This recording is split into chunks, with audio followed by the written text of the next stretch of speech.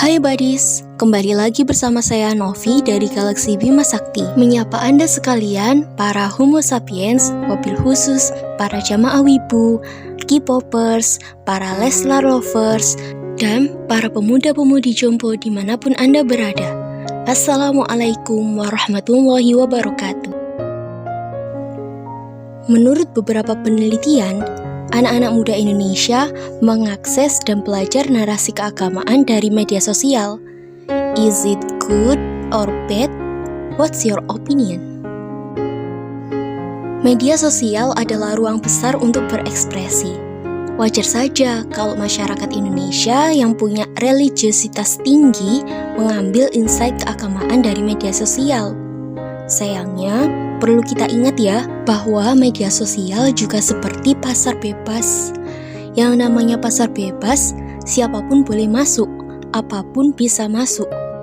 Dan peraturannya pun minim. Pada podcast kali ini, aku ingin ngasih kamu sedikit tips saat kamu mengambil insight agama dari media sosial. Tips ini diambil dari pengalamanku sendiri sebagai anak muda yang cukup concern di bidang keagamaan. Sebelumnya, kamu tahu kan bahayanya kalau terpapar narasi keagamaan yang salah? Ya, bisa jadi seseorang akan mudah melabeli orang lain dengan sebutan sesat. Atau bisa juga dia jadi tidak cinta tanah air, menganggap NKRI itu tauhid. Yang paling mengerikan adalah narasi agama dijadikan untuk tindakan-tindakan kekerasan seperti pengeboman gereja. Na'udzubillahi min dzalik. Oke, kita langsung saja ke tips number 1. Gunakan critical thinking skillmu. Jadilah kritis. Pertanyakan dalam hatimu, apa isi konten tersebut valid dan sesuai dengan konteks? Nah, ini penting loh, karena masih ada konten atau narasi keagamaan yang menyuguhkan ayat-ayat perang untuk kontensasi politik atau pemilu. Ada juga konten yang memuat ayat dan ditafsirkan untuk mengobjektifikasi perempuan. Jauh sekali dari semangat Islam yang ingin memanusiakan perempuan. Pertanyakan juga, siapa tokoh di balik konten tersebut? Pertanyakan hierarki keilmuannya.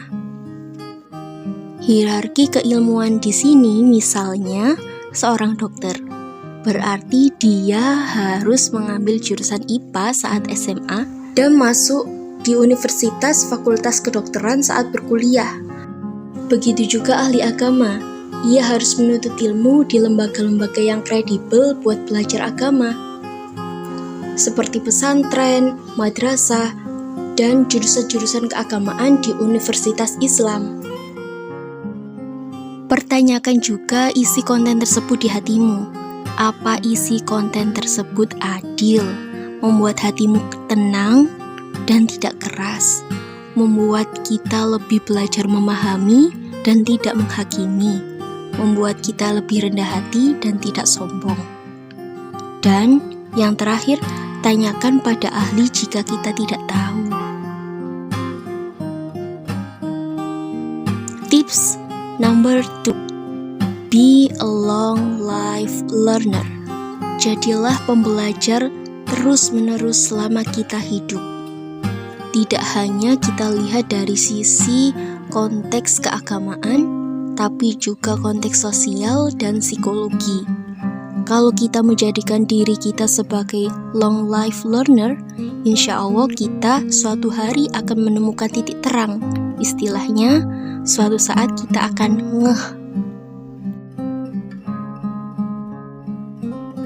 Oke, sampai di sini ya podcastku. Terima kasih sudah mendengarkan. Assalamualaikum warahmatullahi wabarakatuh. See you.